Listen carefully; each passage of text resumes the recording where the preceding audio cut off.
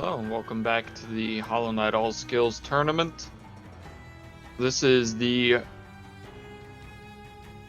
2-1 bracket, I believe. Each of these racers having at least 2 wins under their belt.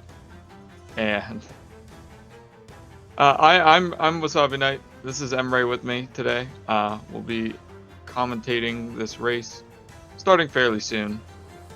Yeah, I'm definitely really excited about this race because I know that Pharest is a really great runner and so is Paum. So this is going to be really good, no matter how it turns out.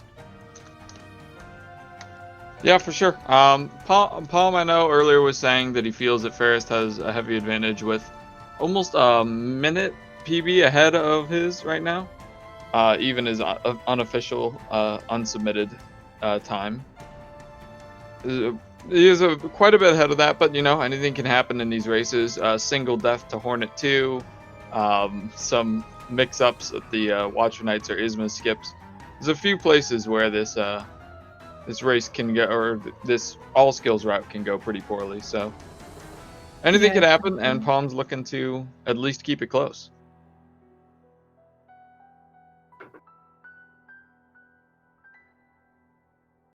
I think we'll be able to be doing the countdown fairly soon. You want to do that? Or I've never done it before. I mean, I could do it. It's either way. They can count down from 5 or 10. Just instead of 0, just type go. Alright. Looks like Pharest was testing his timer, but I assume that's stream delay. Oh yeah. So we should be watching on the restream just so that we can stay ahead of the loop, so to speak, in the Discord restream, that is. That wasn't clear. Alright. Looks like both our racers are ready. Great, I'll go ahead and start the countdown then. Alright. And just so our viewers know, there will be a short delay even after the countdown is done, just because of the delay from streaming and then the restreaming.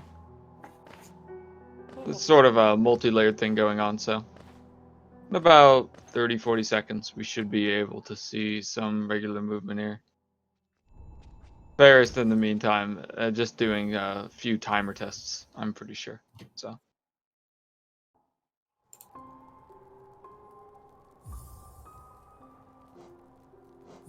Looks like they're finally getting set up on their restream. yeah.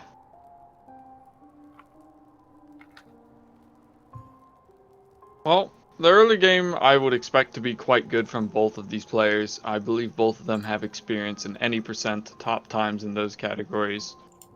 So long before they even learned this category, already had a very solid early game, and since then have only practiced it more. We'll have a few RNG moments, the Grudge drop, the Balder spit, but hopefully we'll be able to see, outside of those, a pretty close start.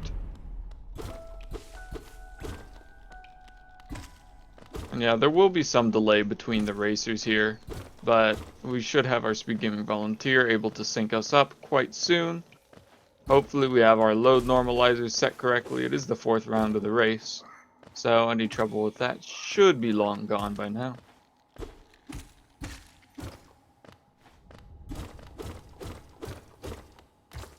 Looks like Paum just barely missed a single jump earlier on. He got slightly worse Vengefly RNG, or at least acted as if he did. Sometimes it's hard to judge just how close the Vengefly is to being pogoable. So he might have just fallen a little bit for safety rather than necessarily having to, but looks like we're all synced up now. Nice. And yeah, Vengefly Pogo is something that is slightly hardware dependent. So if you have a better PC, the Vengefly will be a little bit faster because of higher FPS. So that's a very small detail that can save you a little bit of time in King's Pass if you're lucky or unlucky. That's quite interesting. So you're meaning it's faster in terms of after it aggroes. Yeah, the Vengefly moves faster with higher FPS. Okay. Because I was thinking at first you meant just faster in general, so it would be because they all have a little bit of a float, so to speak. Before an idle animation that moves them around. I thought maybe that was faster and they would drift farther, which wouldn't necessarily be a good thing, but no. Yeah. I don't think that that's impacted, but yeah, we do get to see a couple of these FPS dependent enemies. I think that the categories that I run tend to be more affected by that. We do get to see a lot of those areas in all skills though. Really interesting category. We get to cover a lot of the map, which is something that any percent runners, there's a lot to learn whenever you're coming from that category. So seeing people who came from any percent start to get into all skills is really cool. Because they, like you were saying, they have these really strong early games, and then the mid game is really what sets apart the top all skills runners. Yeah, absolutely. But in the meantime, there were a couple of differences in the early game. Both of them got a clean grudge drop, and Palm was a little bit behind upon entering Aspid Arena. But Palm did manage to get the double spike on the Aspids, and Pharest missed it and had a fairly quick cleanup, but that did put Palm at least slightly in the lead. Yeah, just barely, but really a negligible lead, less than a second. But ooh, and Ferris actually misses Statue Pogo at first. Yeah, now a lot more than a second, but an early lead to Palm could easily be mitigated by just some very small mishaps, because small mishaps is all that happened, including the upcoming Balder Spit and even some False Knight jump RNG. Hopefully we'll be able to see the False Knight jump to the left, which above the players' heads, instead of to the right, away from them. Small stuff like that can add up over the course of this race, especially if it ends up being close. Good RNG from Ferris. And pretty similar from Paum. Both of them having the exact same amount of GO2, both of them having full HP now. I was almost certain Ferris took a hit. He either healed at some point during the False Knight, or I completely misremembered. I didn't see. But geo management is going to be really important in this category. So we need to get 800 geo, leading up to an ability called Dash Slash. And yeah, so all of this early game geo management is really important to keep your eye on, because having a little bit of cushion in the early game is going to help out later. Yeah, it's funny because getting extra geo in Green Path or in the Crossroads can help out on a split as far as the exit to King Station way after the Soul Sanctum. And stuff like that makes this category very fun. Some people feel like the geo routing is very tight. Some people feel like it's loose. The main discrepancy is just that between this and other categories is that we don't go to Lem at all. We don't sell any relics, so all of the geo is connected either from geo rocks or from enemies, and that means that it's a little bit I would like to say that the geo is a little loose in this category, not tight, because you can, if you do geo routing differently, you can skip entire rows of hoppers or rows of enemies in the City of Tears. And it looks like they both either got first or second spit. Definitely first spit for Pharest. He also got an extra Balder immediately after. Did you see what happened with Palm? I think they both got first spit, didn't they? They're only 2 Yeah. seconds apart right now. Yeah. It did seem like it was first spit for both of them.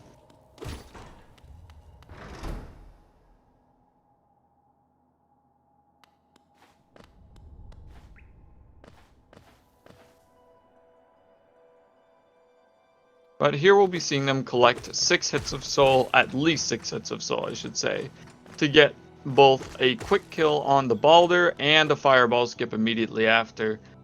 The enemies just lining up pretty well for Ferris. They didn't lose much time while he managed to collect extra soul. Palm getting the standard 6 hits, and Ferris actually both of them picking up extra hits off of another first Balder spit. So They quite just- lucky on the Balder RNG. They just took all of the first spitbalder RNG for the entire rest of the tournament. Yeah, that's gonna be unfortunate for anyone who has to run after them, but it'll be at least good for this race. Paum did miss that fireball skip, so that will lose him about 4 seconds, putting Pharest back in the lead, though again, not a massive one.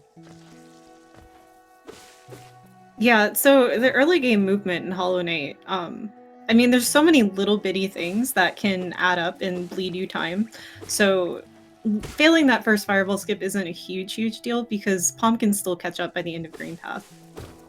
Oh, absolutely. They still have the Hornet fight to do, which there's a lot of opportunity for double hits.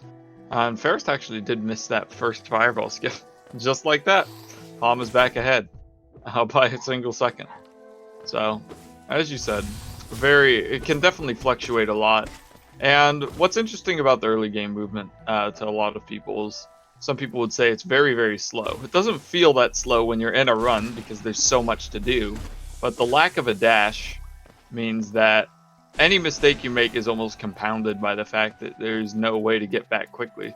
So stuff like a death in Green Path especially feels very slow to have to walk back all the way through without any sort of movement. Pharest, I would like to say, struggled with that third fireball skip while Palm was able to get it quite easily. Now they're on to the first Moss Knight, trying to double hit it. Palm did manage to get the double hit, meaning he will have saved some soul. Pharest did as well, and that means that they won't have to stress too much and slow down for the soul collection in this room here, where the goal is to leave the room with 8 hits of soul.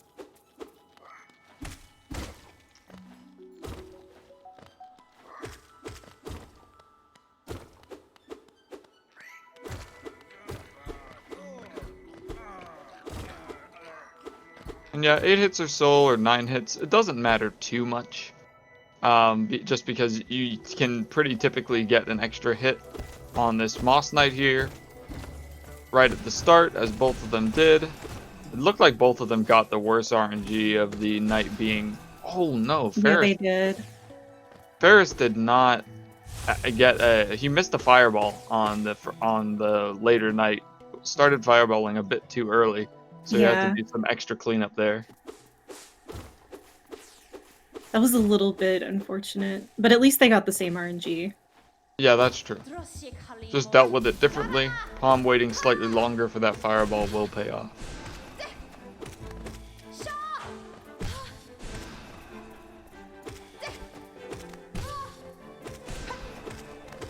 Pharest did come in on 3 HP. I wouldn't be too alarmed by that. Every runner who has their share of Hornet experience will know that she's not too dangerous once you have her patterns down. Picking up the item only 3 seconds apart, it looks like. Yeah, again, just... Palm was almost 10 seconds ahead, I think, entering the room, but Pharest definitely had a faster Hornet fight there. I definitely saw some doubles from him. Couldn't quite tell with Palm. It's pretty hard to tell the difference between a single and a double hit without audio cues. So perhaps I should switch the audio to Palm since he is slightly in the lead. It has been going back and forth a lot, but... Yeah, without audio cues, single hits and double hits can visually look very similar. I remember when I was first learning the Hollow Knight, somebody mentioned to me, I was like, okay, how do I tell visually whether I got a double hit on the Hollow Knight? They say, don't do that. Listen to the audio cue. It's much cleaner. You want me to tell a really cursed story? Whenever I first started speedrunning, I used to speedrun with music and no audio. Oh! Yeah, audio cues are so important. Please use audio. Love yourself. Yeah. The audio cues in this game are legendary. But, right now they're moving through Fungal. It's a pretty movement-heavy split. There's only a single enemy, or actually, I guess in all skills, they do farm a couple of mushrooms. There's only 3 enemies that die in this entire split. No boss. Mostly it's just farming soul. At first to get these mushrooms and by the Geo Rocks. And collect some extra Geo, which again is part of the all skills route exclusively. Because of the way they route Geo. And other than that, it's just clearing out a single adult Mantis for Mantis Pogo. And But we have two really cool tricks in the Explosion Pogo and the Mantis Pogo, so maybe you want to break that down for us. Yeah, so Explosion Pogo, Ferris is coming up to that right now. Basically, you pogo the sport. Wow, goes for the damage tank version. Is that Amazing. the Palm going for the standard, and unfortunately fails it. Palm actually does not go for a standard E-Pogo. He intentionally damage tanks this thing. What? And yeah, he's absolutely crazy. He's been called out for it a million times. He's tried to change his ways, and it's just not working. Now he's gonna have to go for Oh the normie no. E-Pogo. The Wow. failing 2 intentional damage tanks does mean that, yeah, he just doesn't have the Oh HP to do the same no. thing again. Even if he were to heal, it wouldn't matter. This And is now he's so having unfortunate. I'm glad that he finally got it. On the left side, though, Ferris did get double dash Mantis Pogo pretty cleanly. Yeah, he did a. Is that a low percent? No, it can't be low percent because he dashed at the end. But something similar to the low percent E-Pogo, to back up his unfortunate E-Pogos beforehand. Pharest does manage to exit with a sub 10 claw. I didn't quite see where the timer was on that, but Paum will be exiting significantly behind now after several failed E-Pogos. Yeah, failing Explosion Pogo, I believe, costs about 7 seconds each fail, and that was just really unfortunate chain of events. Yeah, at least, yeah, there was 2 damage tanks that went wrong, and then one where he just missed the Pogo completely, and a 4, yeah, so it was definitely 4 missed E-Pogos at least. And that definitely added up, as Rixian, our local timer, has timed that out to be a 33-second difference in that split alone. Ferris moving on to the next boss fight, though. Really quick, easy boss fight, Gru's Mother. Let's see what kind of cleanup he gets, because we have to hit 2 fireballs and clear out the Grezes, hopefully quickly. Nice. Almost really good. Only missed 1. Oh! That one getting away from him is going to cost him quite a bit of time, though. And he missed a few nail swings on that. What I was interested in was actually, I saw him hitting the gate rhythmically. It could be a method. I will try to remember to ask him in the interview. It could be a method of timing when the Gruz babies will come out, because I was going to mention, as you said, it's an easy boss fight. The cleanup is almost the harder part of this section. It's definitely the Yeah. hardest part to get clean. Such an RNG heavy thing. Whether the Gruzes float up or sideways is completely random, pretty much. Oh, Palm getting a much cleaner cleanup. So he will be making up a little bit of that time there. What do you think, Em? Have you ever seen somebody use nail swings to time the Gruz babies? Not the Gruz babies, but I did see, I believe, Jamie jump and do some nail swings to time the platforms at Dream Nail the other day. Yeah, and I've seen nail swings used to time the swag door. Yeah, or it's not even swag door, because if they get wall cling storage, I think it is faster. For the abyss. So I think it's something like 8 nail swings, they jump to the top and they get wall cling storage. So I have seen nails used for timing, and that was what made me think that was what Ferris was doing. I will remember to ask that. In the meantime, Palm will be showing off the shade skip, which we kind of skipped over for Ferris. It's a pretty simple trick once you have it down. He did get a fireball, which is bad RNG. Slows him down a little bit, but he does manage to make it up there regardless. Definitely the best outcome he could have asked for there.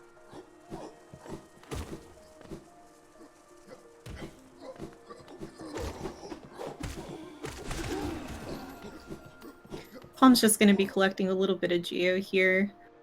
Because again, we're working towards our 800 Geo, saving up for Dash Slash. And from what I understand, after grabbing the golden husk, they want to be at least 704 Geo. That's the bare minimum.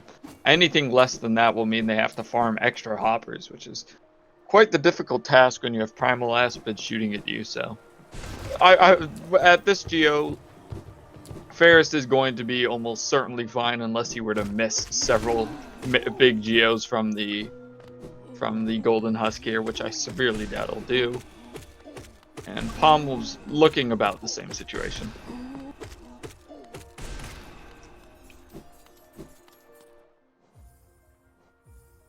He actually does. Yeah, I was gonna say he almost left behind. I really commentator cursed that. I'm He so glad left, that he looked at his geo. he almost left behind 30 whole geo, which would not have been okay. So he does have to slow down to collect that geo that fell into the hallway there, which is really unfortunate. I think in all skills, I don't know why. In all skills, it feels very different. In any percent, I felt like it happened more. Very rarely seems to fall into that crevice in all skills, but he does have to go and get that.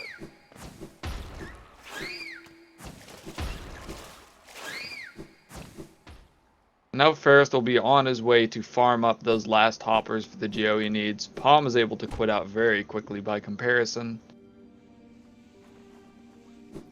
But yeah, they'll be farming up some geo on the hoppers and then buying Dash Slash, which will be used primarily for some lever skips that we'll see coming up in the Soul Sanctum.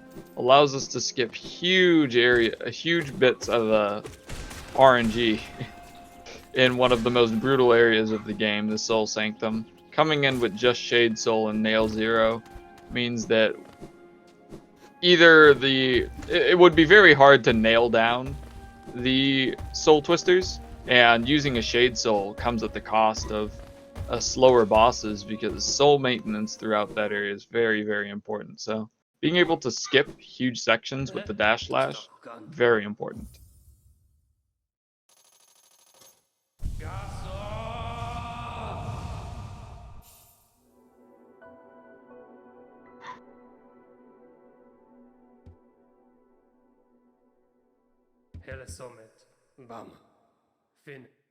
Right, Paum is good on geo now. Yeah. So he'll be able to get his Dash Slash and have a little bit left over. Yeah, and this is what we were talking about earlier. Any extra geo here will come in handy for this upcoming split or a few splits later, I should say. Where he actually, Oh my goodness. Okay. No, he's intentionally going for the lower route now. But it looked like that, he might have been muscle memorying going to Golden Husk, because I would imagine he pretty typically goes the bottom route if he's going down here at all. So he might have been muscle memorying the Golden Husk split and then realized, no, wait. I'm going to Soul Sanctum now. I'm gonna go through the bottom route.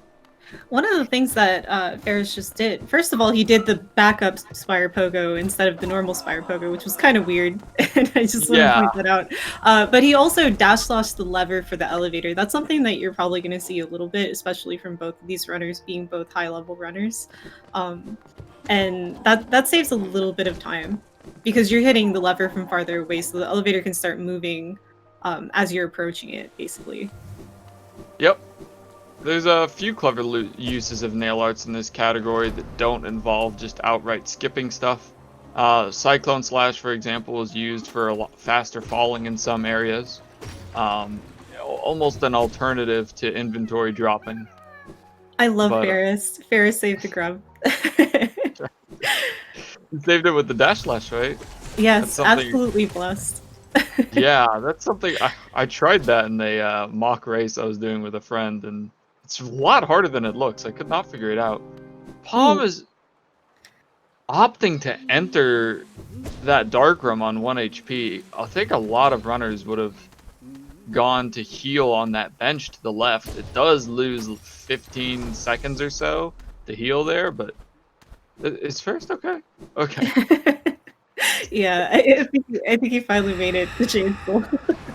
So yeah. That's probably the largest sequence break used in NMG speedruns, dash slashing to Shade Soul, because it skips Sly's key, Elegant key, fighting an entire mini boss. But really convenient that we can get it this early in this category. And it's definitely the thing that sets apart all skills as a category the most, compared to basically every other Hollow Knight speedrun. We see Pharest, as Emery said, using those dash slashes to get the elevator moving earlier. Yeah, we're gonna have to pay. Yeah, Paum took another heal entering Soul Sanctum, so he is gonna be slightly lower on soul. Though Pharest actually used 3 Shade Souls on that mini boss there, which is a little unusual. It means he'll be having to collect some extra soul here. Though actually it looks like he's paused. Maybe we're getting a resync. We'll see as the timer ticks to 150, 60, 57. No. Ooh, no. Yeah, just a skip. On the videotape, so to speak. Looks like he only took 1 damage, and he did manage to collect up a full jar of soul. Three hits of soul, much more than the 2.5 that you would normally want here for the Soul Master quick kill. Right, if you want to walk us through that, if you're familiar with it. I'm actually not. That's been found since the last time that I ran this category, so... Okay. So, the idea of it is to Shade Soul the Soul Master twice, and then ideally he teleports into it again. So getting 3 Shade Soul hits right off the bat. Well, one of the Shade Souls that you shoot to the right hits those soul jars. And that was, he did manage to get the movement correct, but Soul Master gave him terrible RNG, dived on him right away, and he still managed to clean up that fight incredibly quick. So, applause to Pharest there for doing everything right, as far as I could see. So I guess it still relies on the RNG of hoping that he teleports into getting double hit by the Shade Soul, right? Yeah. I think the innovation would mainly be just... the main innovation being shooting the soul jars off screen. And Paum gets the exact RNG you'd want to see him, and he's going to be able to kill the Soul Master just like that. There we go. Getting the perfect attack to follow up. Just 5 Shade Souls and the boss is done. Or 5 Shades... Oh, sorry. 5 hits of Shade Soul. Yeah, or it's more than 5 hits of Shade Soul. It's 4 casts, and it's something like 8 hits with 4 casts. 7 hits with 4 casts. Okay. Because only 1 wouldn't double. So yeah, it's huge damage output for how much soul they have there. Oh, and Paum does manage to kill the Soul Master before he even finishes diving, so a very fast phase 2 as well. I don't believe Pharest was able to accomplish that, so I would not be surprised to see Rixian declaring a slight advantage, or not slight advantage, but a significant time save for Paum here, despite the healing that had to go on before Shade Soul. Oh, never mind. Only 1 second save for Paum compared to Pharest. Yeah, I assume largely due to the healing, but it's pretty rough. Pharest did mention that he was having some troubles with his stream earlier. I do think that it is showing here, unfortunately.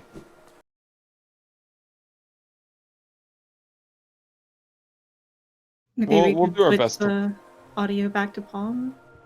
Yeah, we could. If this is going to be a persistent issue, would rather keep the audio on the more consistent stream, just whether or not they're ahead, just so that we have some sort of a feedback loop here. I do hope that this works out because, yeah, I'm sure it's not his fault. Internet tends to cut in and out whenever it pleases, often at the most unfortunate moments. Really, I doubt Pharest has needed his internet to be good at all in the past 2 weeks. Probably one of the more important things he's doing, and, well, here it cuts out. That's just our luck. In the meantime, we can talk about what both runners will be doing, which is finishing off that Geo collection. Paum actually, or Pharest actually collecting a bit of extra Geo there, from what I could see. Already had 300 saved up, and yeah, fireballs to kill yet another husk. Unnecessarily, but won't be a huge time loss. I'm sure he had plenty of soul when he got there. Paum now taking the bench. I would like to see him dive to the right side of this, not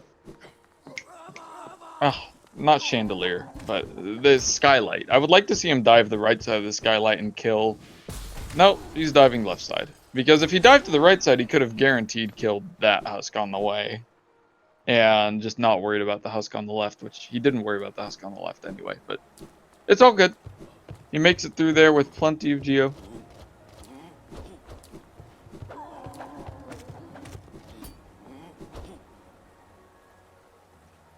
At this point, this is pretty much all the geo that they need in the run anyway. They'll need more later, but we'll get that later. Yeah, the Watcher Knight geo chest is heaven in a handbasket. All the geo you need for the rest of the run. 655 when after with the additional 90 or so that comes from Devouts, we'll pay for multiple stag stations, benches, and other assorted goods. I think that's actually it. It's just 2 stag stations and a bench. Right, and also this is a relatively newer reroute too, where they no longer buy the Crossroads stag and just go straight from Dirtmouth to the dive entrance of Crystal Peaks. It's really interesting. Would that? Are you saying that before they would have gotten? No, surely Yeah, not. Huh? yeah. This category used to get Crossroads stag. Oh, Crossroads stag. Okay. Yeah. Sorry, I thought that you were suggesting that there was a lantern route beforehand, but no. No. See, All Skills is the better category because it doesn't get lantern. Yeah. It is really interesting being able to do these dark rooms. It's quite fun to learn them properly. It makes you feel like you really know the game well when you're able to just dash confidently through the dark room without the C dashes, which I believe Pharest does not do the baby C dashes, while Paum, if he's learned the plain dash strat, he's only done it recently. He's a big believer. Speaking of confident movement, though, Crystal Peaks is one of the more interesting sections of Hollow Knight runs, because basically everything in this entire section is Paum going for Pogax, nice. Yeah, it's hard to tell whether or not Pharest is going for it. Yeah, we unfortunately might miss that. We're gonna miss it entirely. No idea whether Pogax has happened.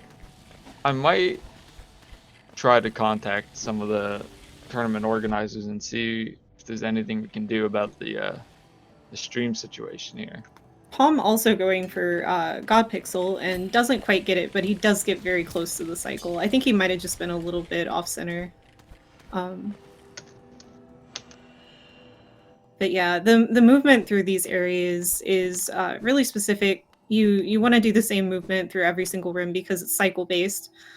So doing the proper movement is really important. It looks like Paum got pretty much everything the way that it was supposed to be done.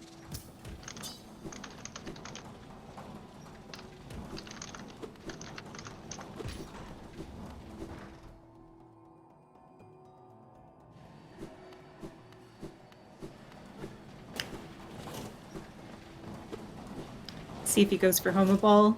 Oh, he went for the dash slash version.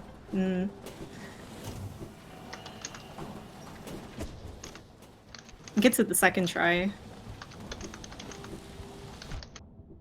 Doesn't go for damageless, so now Paum is at 2 HP. Yeah, you really have to be at maximum confidence to go into the D-Dark split with 2 HP. Because there's a lot of places where you can get double hit. I wouldn't be surprised if Paum took a heal somewhere, but it's hard to tell where he'd collect the soul at this point for that. Because the only ideal heal spot coming up is as you save the grub and wait for the... Or as you don't save the grub, depending on whether or not you're a monster. While you're waiting for that gate to come up is the best time to heal, but if you don't have the soul when you get there, it doesn't do you much good. Yeah, we'll see what he does. There is an enemy that he can farm before the Dark Room. Yeah. Definitely gonna be slower to heal there, though. But if he's really, really confident with it, he can go in on 2 HP, but that does leave him susceptible to just getting whacked by a Crystal Hunter into spikes or thwacked by by turning. There's these platforms that turn. They have crystals on the bottom. You can get hit by that and then hit into a normal spike, and double damage from that can be pretty. Ooh, Oh no, that yeah. was so good. I just kept my mouth shut. I was being quiet. I'm not gonna curse Palm, and here we are. Oh No. no. That is a horrible place to take a death because I don't know if you guys noticed, they both took this bench Inspire. They were saving that bench so that they could work back to it later. Oh, what is Palm doing? I'm just sitting on the bench contemplating life. I assume at this point he would consider the race to be, quote unquote over. I would like to see him continue here. Maybe he's checking up Yeah. on the situation with Pharest's stream.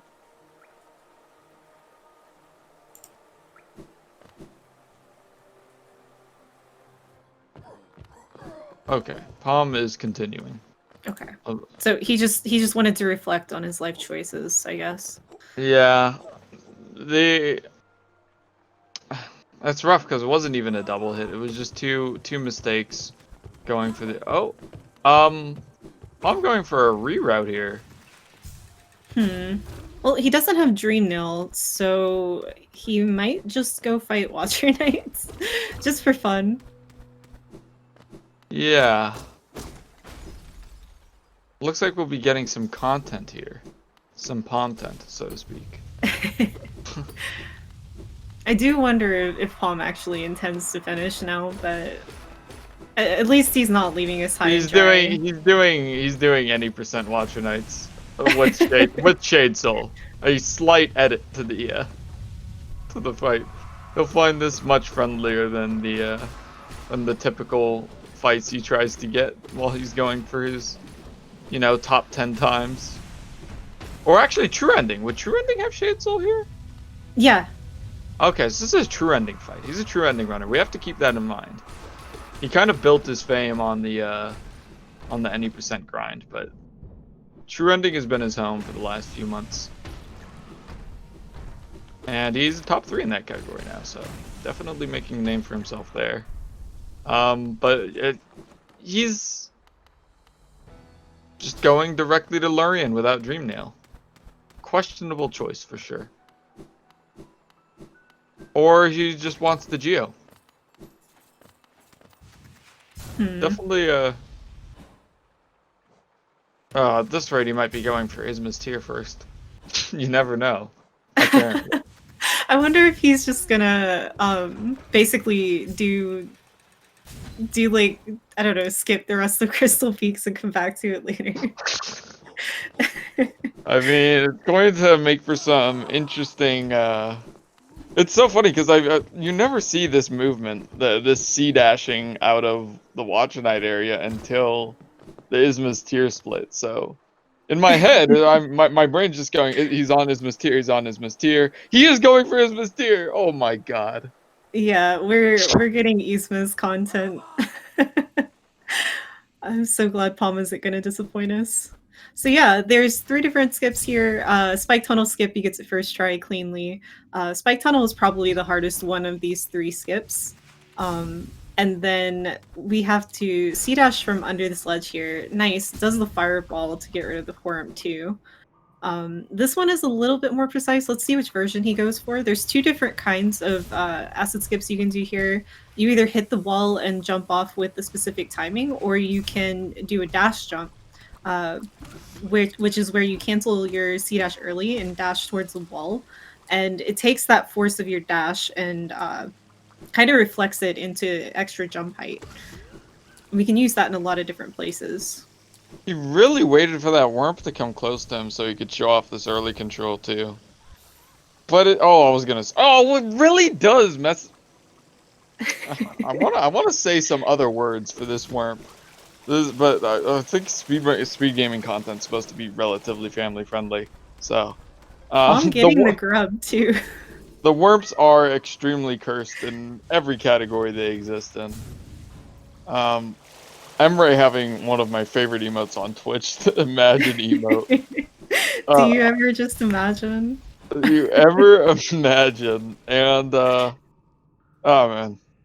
There it is. There it is. Showing it off in chat. The imagine emote. You ever Forms just are imagine? terrible.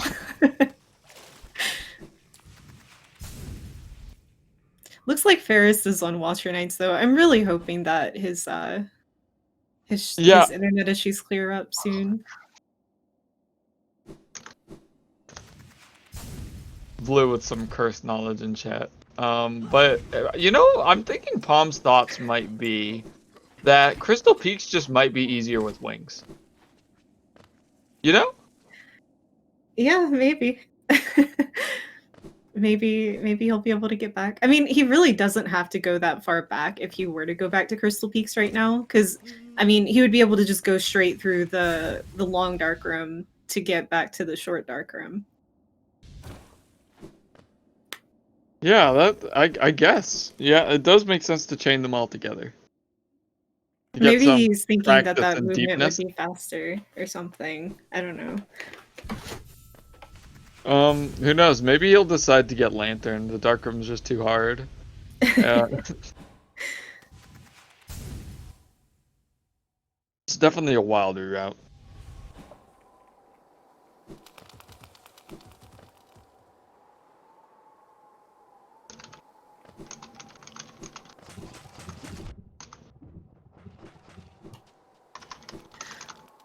So these Mullerks that Palm's going through right now are partially RNG and partially consistent. The first two, as long as your movement is correct, are consistent.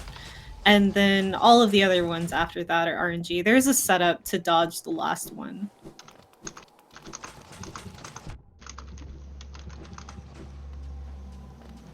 Please don't die again, Palm. Oh my god, Palm.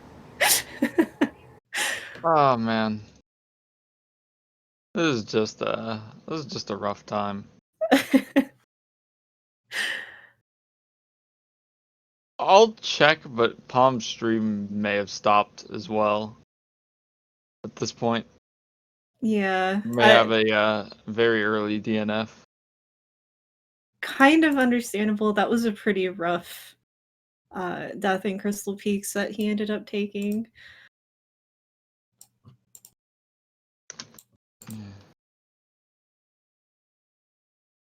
It's about as rough as you can get. Yeah, I do think that we're getting a DNF.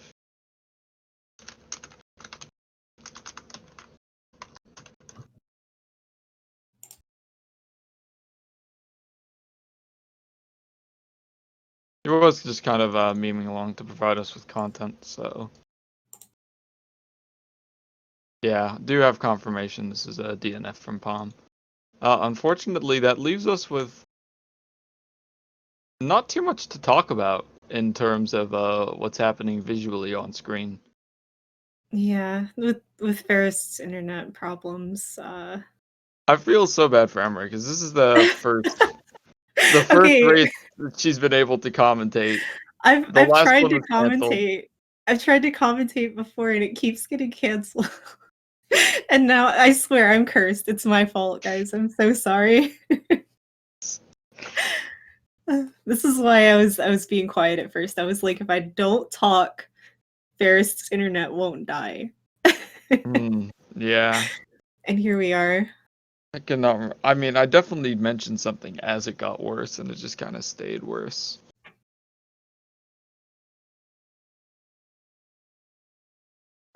We can try to contact Pharest. As long as he's recording, uh, the broadcast shouldn't matter too much. And if that's the case, we might be wrapping up a little bit early if he's not able to fix his internet. He could always, now that his opponent has left the scene, try to fix his internet in the meantime. And just finish the run. It'd definitely be up to him on how we proceed from here, if he's able to see.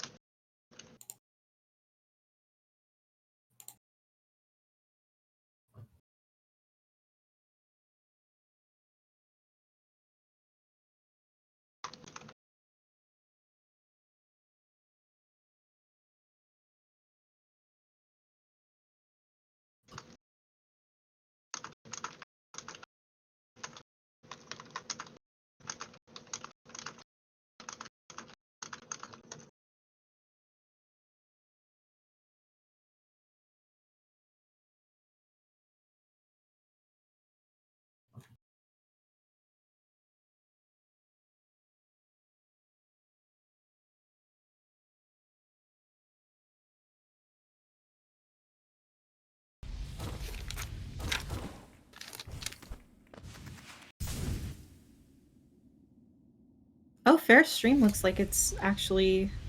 Oh? Oh, never mind. It froze as soon as I said words.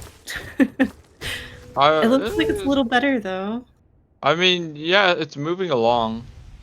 I think our speed gaming volunteer is working on it. But actually, it could be now that I marked Paum as forfeit, it's able to. The restream is just entirely focused on him now. I have no idea. Yeah, Because I don't. Yeah. we're still waiting to see what Ferris wants to do here. I personally hope that Ferris finishes out their end of the race, but would totally understand if they didn't. Yeah. And now that the stream's better and we have some stuff to go over, I guess we can catch up. I mean, Palm basically showed off what Pharest would have been up to had we been able to see what was going on. Pharest did the Isma skips that we saw Palm doing. He went through the Monarch room where Palm ended up dying, and now he's on his way to Hornet 2, which is considered, excuse me, the toughest fight of this category at least. She's a very quick boss. She can't necessarily combo you, but it can certainly feel like it with how fast she can attack. One slip up and you're out of rhythm, and blink twice and you're at 1 HP. So we're going to be hoping to see a very quick fight from Pharest, though. Double hitting her with the Shade Soul, de-darking her at the right time, can make this fight very fast and indeed very safe if you can get her into this kind of a stagger lock. That is a little bit RNG dependent. If she doesn't want to get into that rhythm, she can just kind of avoid it with a bunch of parries. Hopefully we see some better RNG though for Pharest here. So far, so good. He's not getting lucky with any double hit setups though. Yeah, man, he's very lucky that that parry didn't hit him. Shade souling her right next to you. There we go. We got one double hit there. Yeah, now you I'm really, one you HP really already. don't want to see. Heck, what was I gonna say? Oh yeah, My god! She just barely avoids getting that last hit of damage on himself by double shade souling. Well, a lot happened in that fight. Yeah, I couldn't keep up there. Good lord. So you really don't want to see a fireball hit a parry because it actually doesn't do damage to her. She actually deflects the spell. He did get kind of unlucky with positioning because double hits with Shade Soul are based on your positioning and distance and things like that. He is going for the nail art early control here. Gets it. Nice.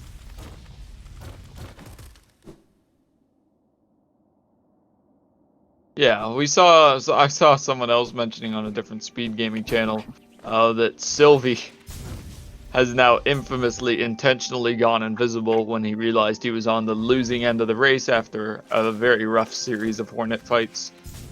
And showed off that the invisibility would actually persist all the way until you quit out. So for Pharest here, it'd be all the way until, Cyclone Slash is the next time that the runners would quit out. You could quit out as soon as you sit on Dirtmouth Bench and not lose too much time, but I guess if you're major glitching, you may as well get as much as you can out of it. It doesn't save much time to get slightly earlier control. And it is penalized in this race, or in the tournament, with a 5-second time penalty. And when it comes to getting your run verified on SRC, no luck at all. If you do that glitch even for a second, you're disqualified from the leaderboards. Or just that run won't be verified, to be clear.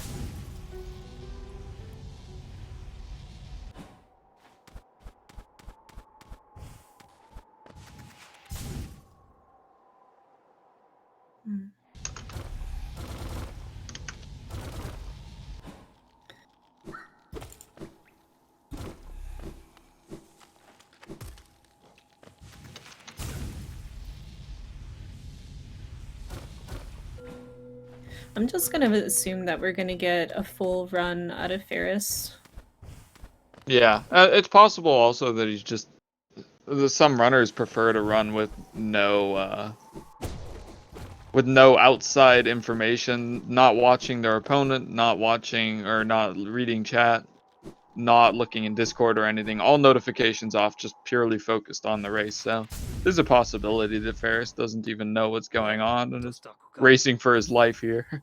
As far as Ferris knows, he's like neck and neck with Paum right now. That I know. Hornet fight was so close. Yeah. I really, really do wonder where Palm was going with this. How I guess we could assume that he was planning to maybe just quit out as soon as Ferris finished his run if things had gone slightly better. Yeah, he might have done just some showing off. Maybe Yeah. we would have gotten like a lost kin or a field champ out of him. Oh, that would have been great. I would have. As a true ending runner, is seeing him show off some of these very late game bosses that you don't see in all skills would be great. Yeah. But he didn't have Dream Nail, so definitely no lost kin unless he planned on coming back. However, Yeah. first we'll be moving on to Umu. We should be seeing a one cycle out of him.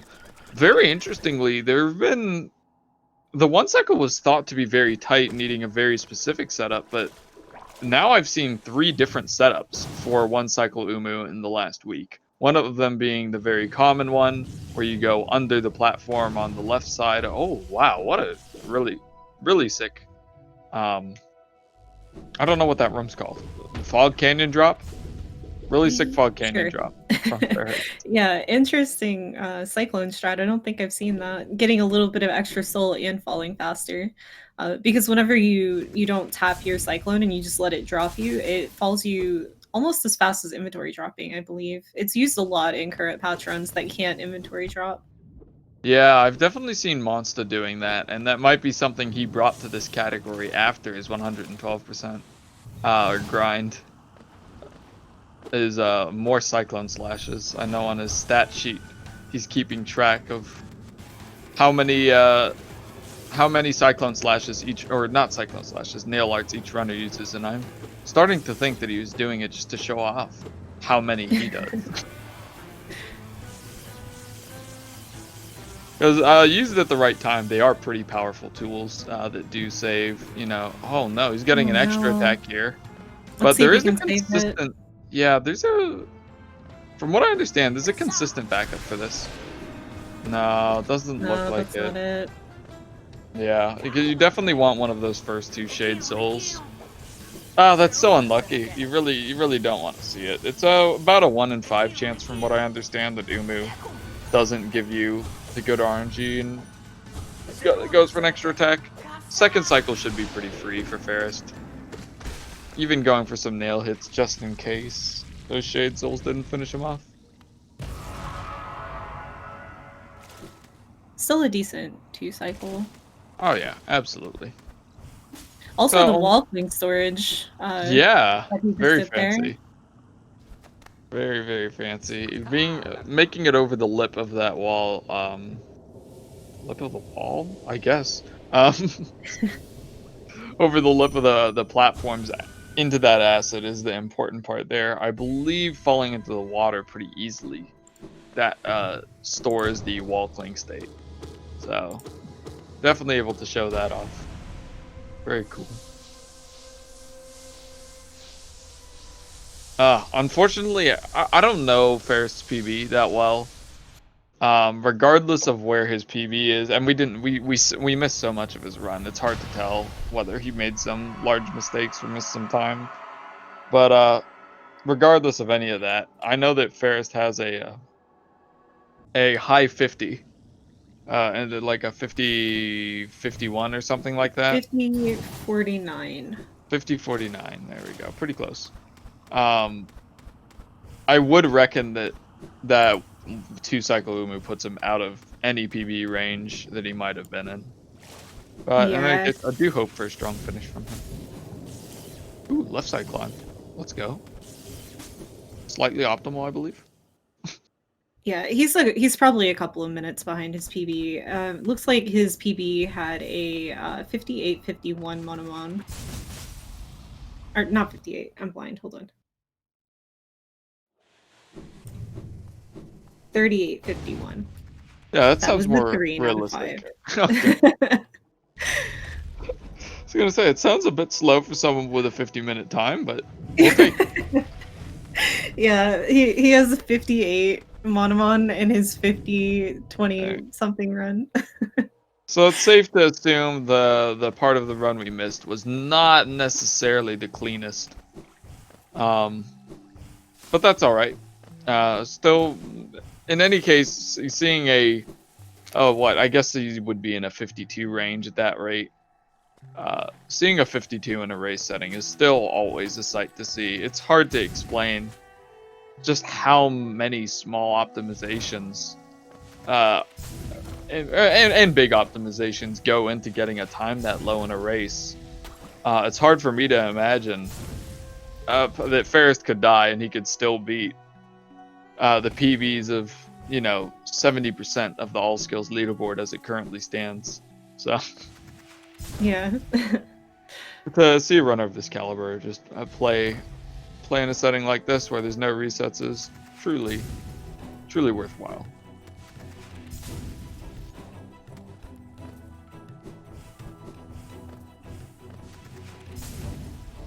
What about you, Emre? Have you ever considered returning to the all skills route now that some interesting innovations have been made since your last visit here? Uh, I'm not entirely sure. I personally, I mean, I love all skills. It's my home category. I still try to tell people, like, look, if you want to get into Hollow Knight running, especially if you want to run like 1XX, this is the category because it's going to introduce you to basically all of the tech that you'll need, and most of the boss fights that you'll need. But I don't know. I don't think it's for me anymore. It's gotten a little bit too optimized. Whenever I started running this category, like almost 3 years ago, world record was like a 55 or a 56. Um, Yeah, Insomnia getting a 5350 was reminiscing at a time where that would have been world record around the time that he joined this community. And yeah, the shift in the leaderboards has been dramatic and terrifying. Sub-hour time used to put you in the upper half of the leaderboard, I believe.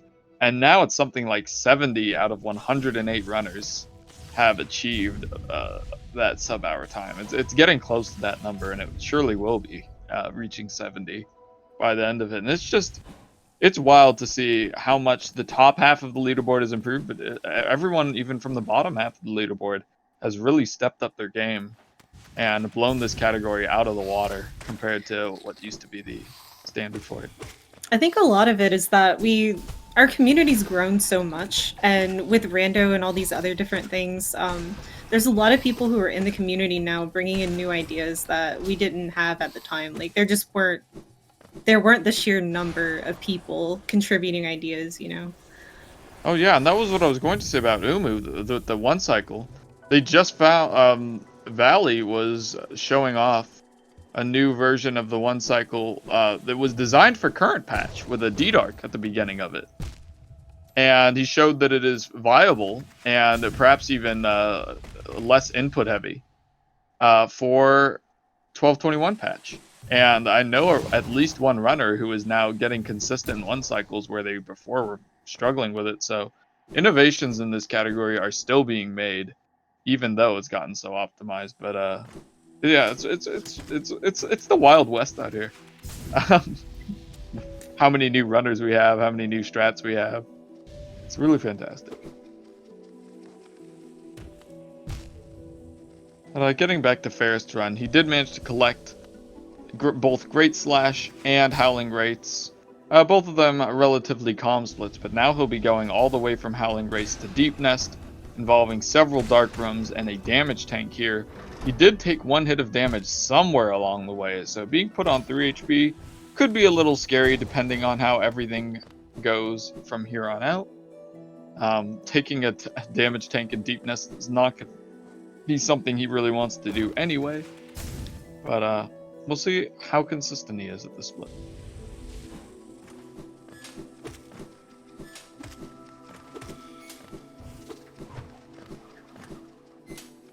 He's went for a cheeky up slash there, trying to collect some extra soul.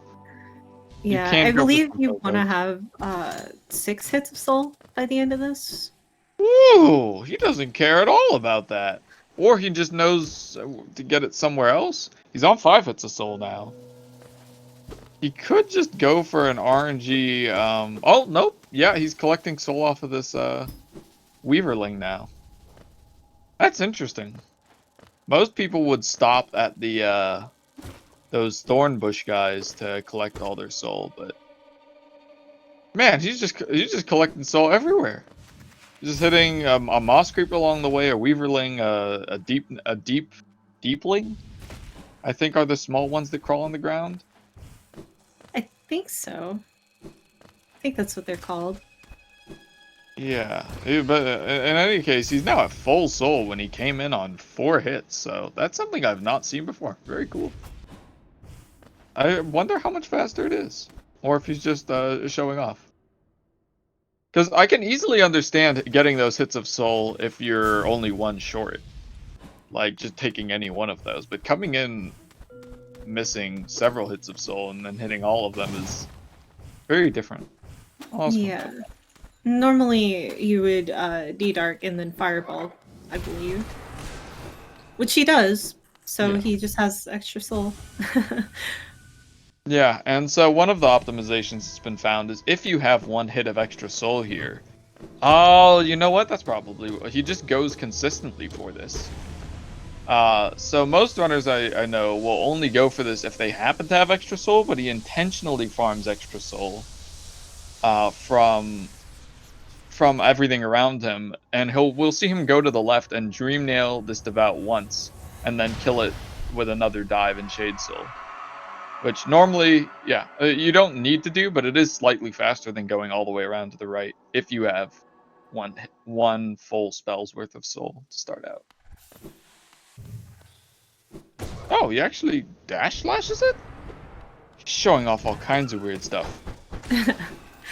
At this point, I reckon he maybe knows that Paum is had forfeit the race. Yeah, that's what I was just thinking too. Yeah, he's taking this bench. He's playing super safe now. And he also probably knows that PB is out of range. Even if he doesn't have his splits up, it's pretty easy to tell at his level when the timer is just several minutes over where you'd want it to be. He's almost done though. We're going into the last section now. Finally going to the abyss to get the two skills that are down there. The reason I was confused about why he was getting extra souls because there's actually a quit out that's done down here. So he was gonna lose that soul anyway if he didn't use it for anything else. Yeah.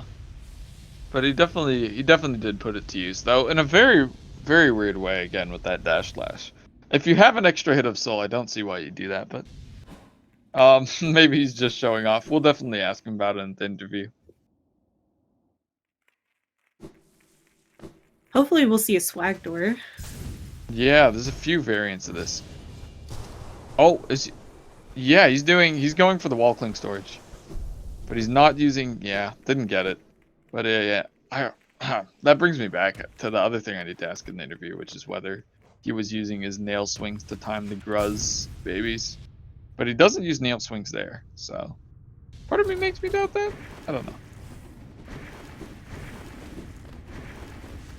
The sibling climb coming up can be a little scary, just because the siblings drift. They all spawn very statically, or in the same exact location each time, but then they drift slightly after you enter the room, and that's what leads to the randomness here. He does damage tank 1, but doesn't really slow him down.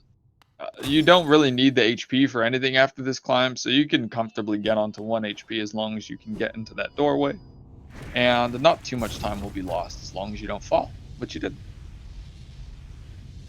Yeah, that was a pretty fantastic climb, I do have to say. Yeah, going for a small optimization that I've only paid attention to once before, where you dash all the way to the left onto this platform and just barely wings up and grab the side of it to leap off of. But yeah, definitely very, very standard, very good.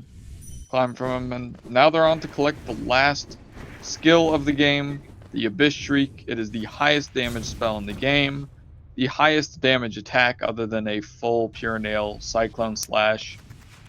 Yeah, the Abyss Shriek being much easier to get than in the Pure Nail, not requiring any Geo at all. It's the best spell in the game when it works. When it works. That's true. And that's what makes this Hollow Knight fight so frustrating is, for the Hollow Knight specifically, it relies on the Hollow Knight staying still and not teleporting or dashing out of your Shriek. And he can do that so many times, they can do that so many times, that it feels like the Abyss Shriek would be even slower than like a true ending fight where you're fighting it with just Shade Soul.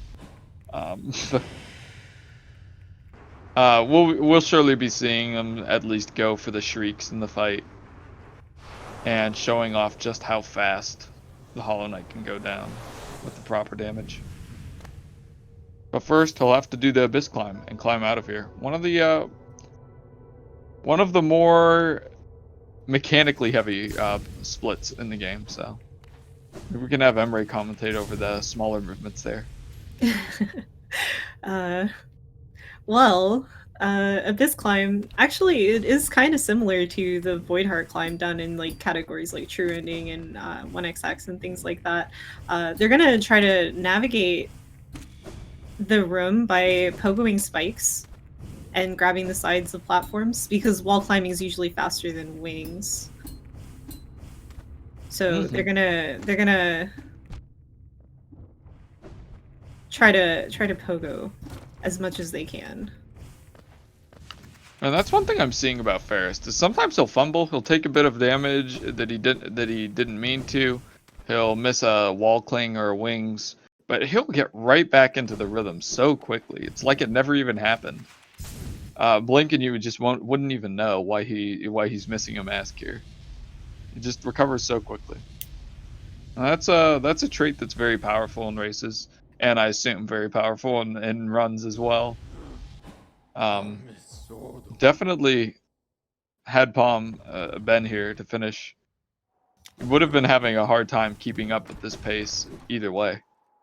Yeah, I definitely feel like that would have been one of the places where I think Paum might have been able to get an edge, just because of Paum's true ending experience.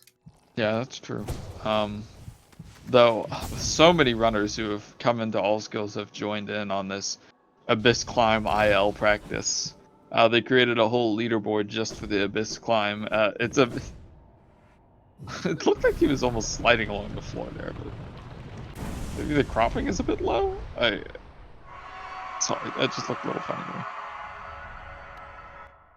But he is going to come in here. The Shriek will start about 51-20, which means he'll be going for a low 52, I think. Probably going to be ideal.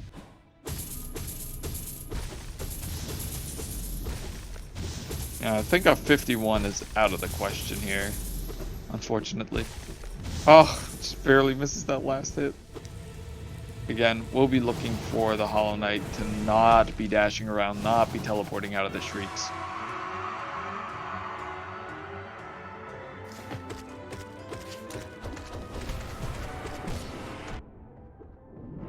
Oh, it's going well so far. He took a bit of damage. There's a lot of damage tanking in this fight. Oh, it goes for... yeah. He started going for safety. If you ever see a runner go for D-Darks in the fight, it's definitely more of a safety thing. And yeah, being on 1 HP, you can see why. Yeah, so D-Dark does 88 damage, and Abyss Shriek does 120. So for the same cast of soul, you're getting more value out of your Shriek, so it's usually worth it to damage tank. Yeah, but when you're on low HP, it's so scary to Shriek and just stand still, because while it's the spell that does the most damage, it also has the drawback of leaving you vulnerable for the most time. And I believe he just skipped. Did he skip the last screen there? Did he? I'm fairly certain we only saw the self-stab scream. And then, yeah, directly into that kill. He gave him the bounce attack, which is good for skipping that scream. Yeah. Looks So like very it. solid fight. Other than the the very solid end to the fight, I should say. Yeah, it's still a really great run from Pharest. GG. Yeah, I do understand why Paum would not finish the race because, I mean, looking at this end time of 52:39, there's no room for a death to sea peaks and being able to beat that.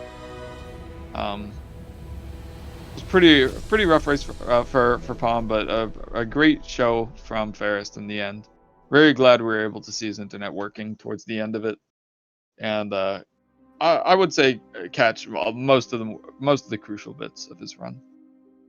So all Markham is done, and hopefully we can get him in here for an interview. Paum is still welcome to join as well. I believe he would receive an invite from the forfeit, but I could be wrong.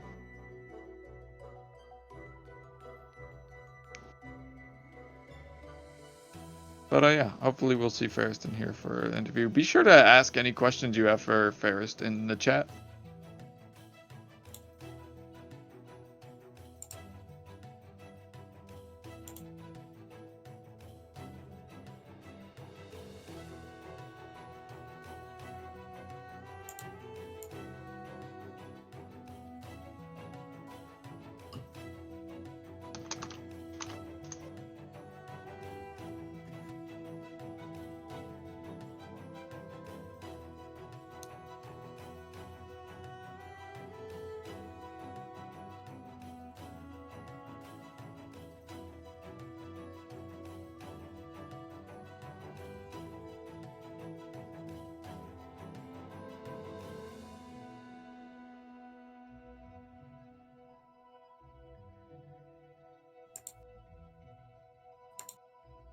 Hello.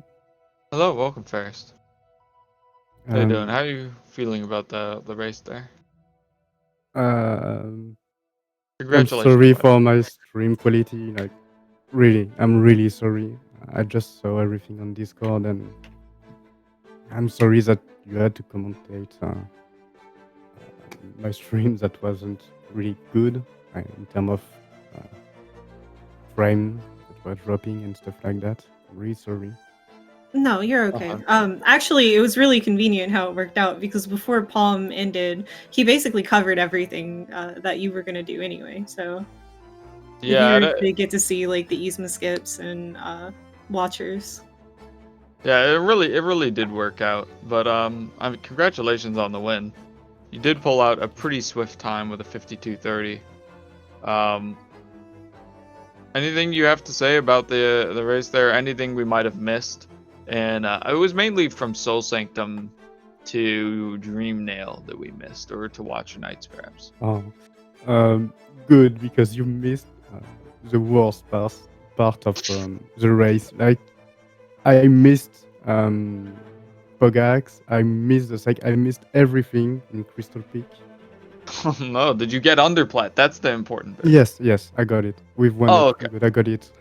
Absolutely And blessed. 1 HP underplat? You yes, love to see it. Wow, um, unfortunate that we missed that. yeah. um, But I got some goals, and my sum of best is now under 49, so I'm really happy with that.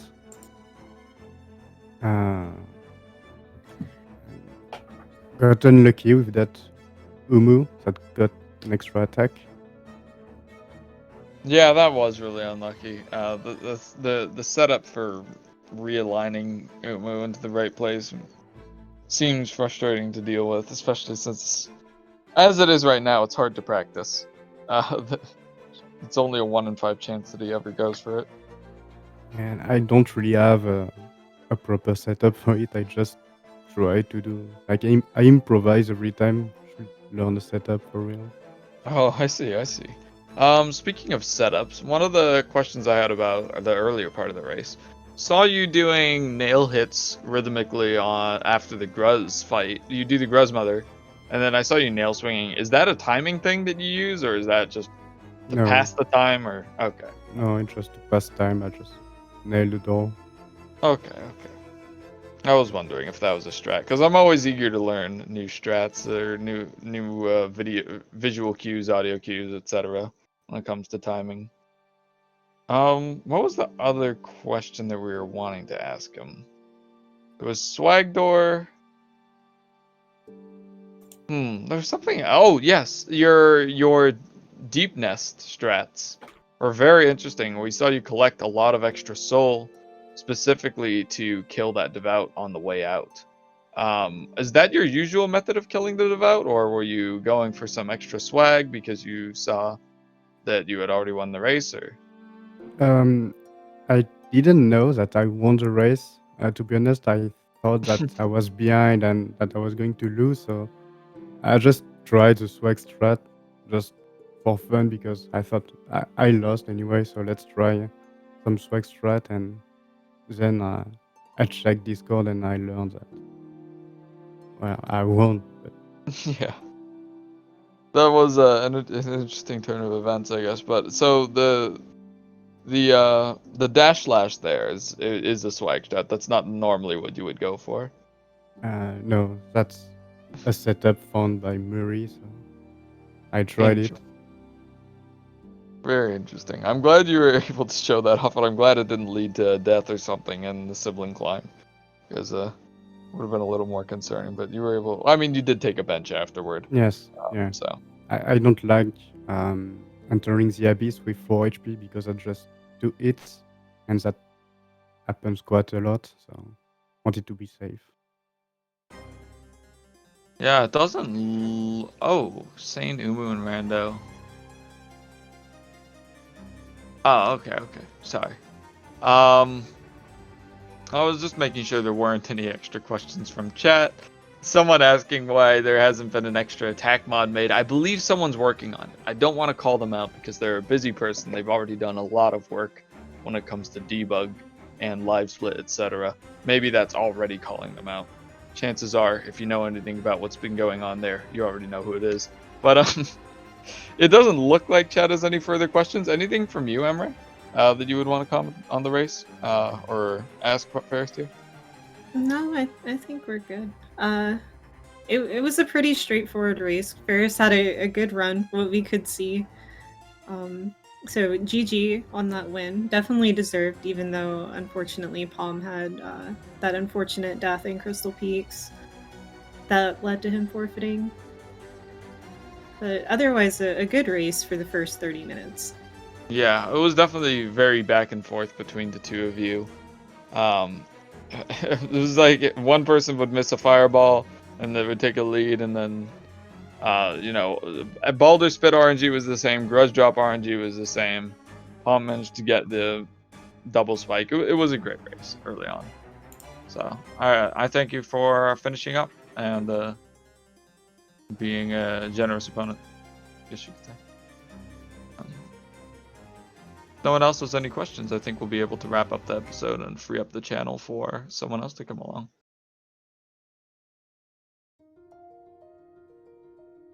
Alright, well, thank you again to Pharest, to Palm, to Emre for commentating with me. Thank you for commentating, and thanks Paum for coming for the race. And might be... sorry for what happened.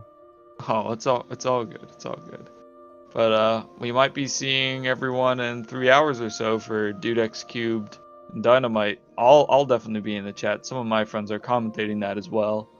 Looks like it's gonna be a good race. So hopefully we'll see everyone on chat around in the future races.